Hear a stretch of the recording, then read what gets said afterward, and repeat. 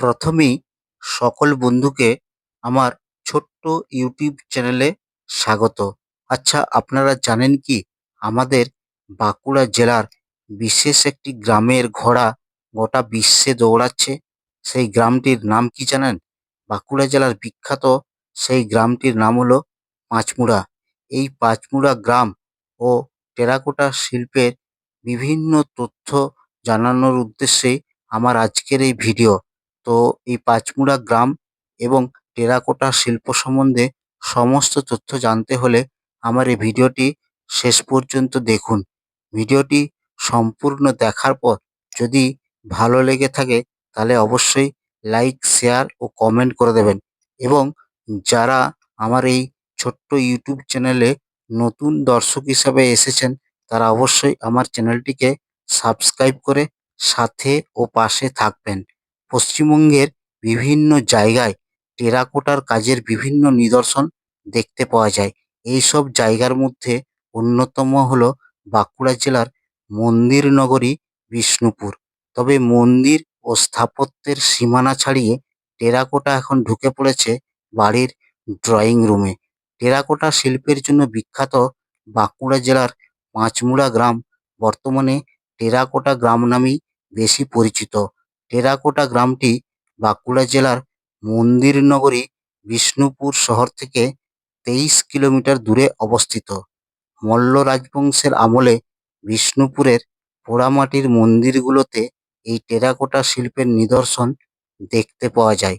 পশ্চিমবঙ্গের বাঁকুড়া জেলার খাতড়া মহকুমা এবং তালডাংরা ব্লকের অন্তর্গত পাঁচমুড়া গ্রাম আমাদের দেশ তথা বাংলার মৃৎশিল্পের অন্যতম প্রাচীন ও শ্রেষ্ঠ নিদর্শন হলো এই টেরাকোটার কাজ।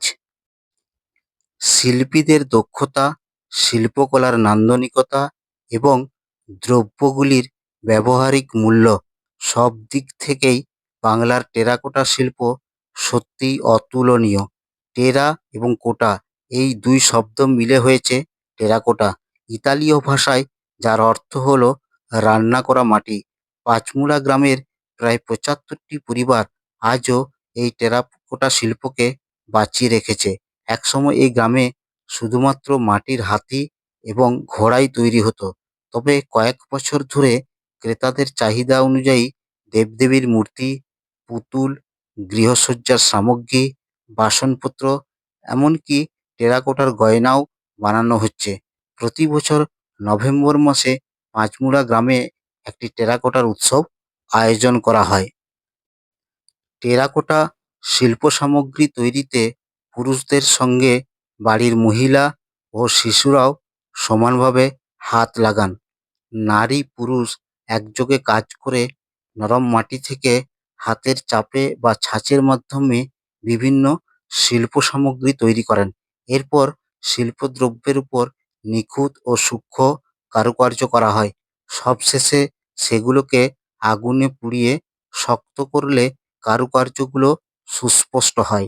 এই গঠনশৈলী হলো টেরাকোটার অদ্বিতীয় বৈশিষ্ট্য। অনেক সময় এই কাজে প্রাকৃতিক রঙও ব্যবহার করা হয়। পাঁচমুড়ার টেরাকোটা শিল্প জিআই স্বীকৃতিও পেয়েছে। পাঁচমুড়া গ্রামের বহু শিল্পী এই শিল্পকর্মে অসামান্য অবদানের জন্য ভারত সরকার ও রাজ্য সরকারের বিভিন্ন পুরস্কার ও সম্মাননা পেয়েছেন। যেসব পর্যটক আমাদের রাজ্য তথা দেশের বিভিন্ন প্রান্ত থেকে বাঁকুড়া জেলার মন্দির নগরী বিষ্ণুপুর ভ্রমণে আসছেন তারা অবশ্যই এই টেরাকোটা গ্রামে ঢু মারতে ভুলবেন না।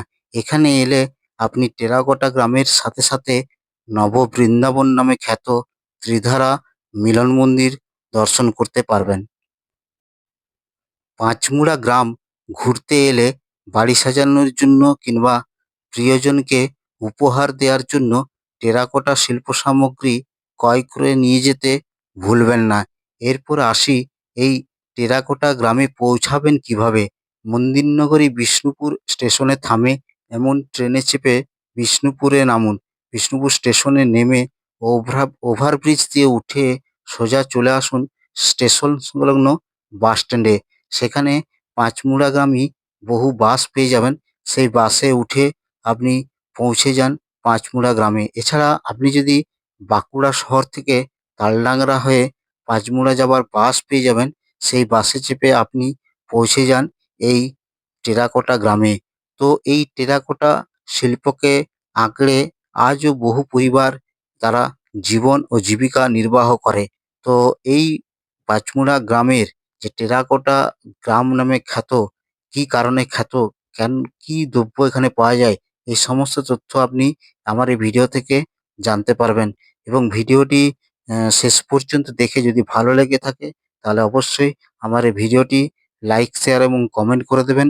এবং আমার চ্যানেলটিতে যারা নতুন দর্শক হিসাবে এসেছেন তারা অবশ্যই আমার চ্যানেলটিকে সাবস্ক্রাইব করে সাথে ও পাশে থাকবেন।